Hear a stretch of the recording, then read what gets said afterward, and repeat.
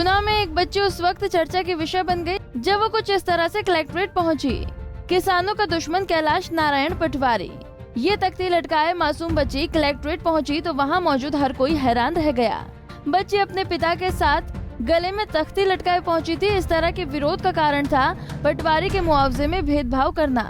मामला राधोगढ़ क्षेत्र का है। किसान सर्वे में रिपोर्ट गलत प्रस्तुत करने और सही मुआवजा नहीं मिलने की शिकायत को लेकर शख्स अपनी बेटी के साथ कलेक्ट्रेट पहुंचा।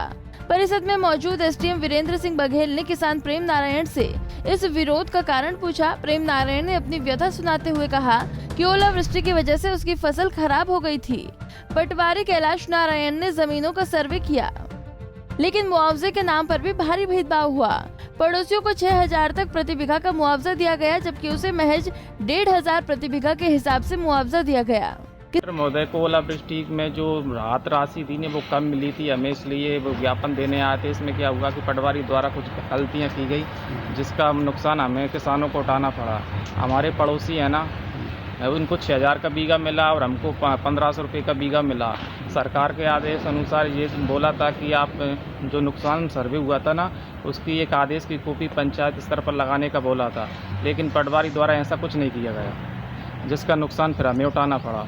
आप किस तरह का नुकसान उठाना पड़ा? हमें जो सरसों में ओलावृष्टि के कारण सही टाइम पर सब वो सर्वे था ना नुकसान का, वो नहीं किया गया। यदि उस टाइम वो आदेश पर्ची पंचायत स्तर पर लग जाती तो हम दोबारा मतलब उसका सर्वे करा लेते, लेकिन हमारा जो सर्वे में नुकसान था वो कम लिखा गया, बल्कि हम नुकसान पूरा गांव को और आसपास के गांव को सबका बराबर हुआ था।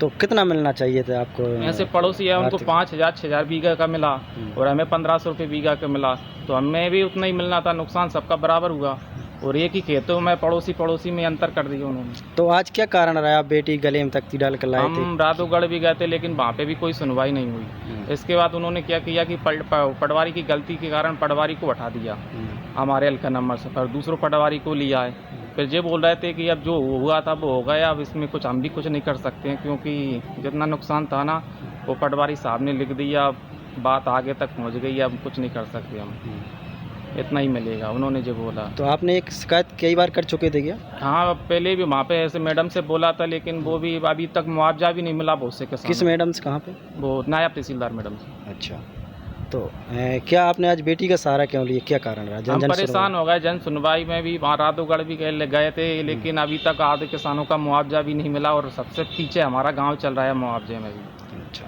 मतलब मैं सरकार तरफ से कार्रवाई। क्या नाम है आपका? प्रीतम लोधा। कौन सी तहसील है आपकी? राधोगढ़। कौन सा गाँव है? पगारा, ग्राम पगारा। किसान के मुताबिक उसके पास कोई विकल्प नहीं था। तहसील के वो कई चक्कर काट चुका है, अधिकारी सुनवाई नहीं कर रहे हैं। परिवार आर्थिक तंगी से जूझ रहा है, इसलिए उसे छोटी बच्ची को शामिल करना पड़ा है। लिहाजा एसडीएम ने प्रेम नारायण को समझाकर जांच तहसीलदार को सौंपी है। पंजाब केसरी टीवी के लिए गुना से मिसबाह नूर की रिपोर्ट। हमसे जुड़े रहने के लिए हमारे YouTube चैनल को सब्सक्राइब करें और नई वीडियो की नोटिफिकेशन के लिए बेल आइकॉन को दबाएं।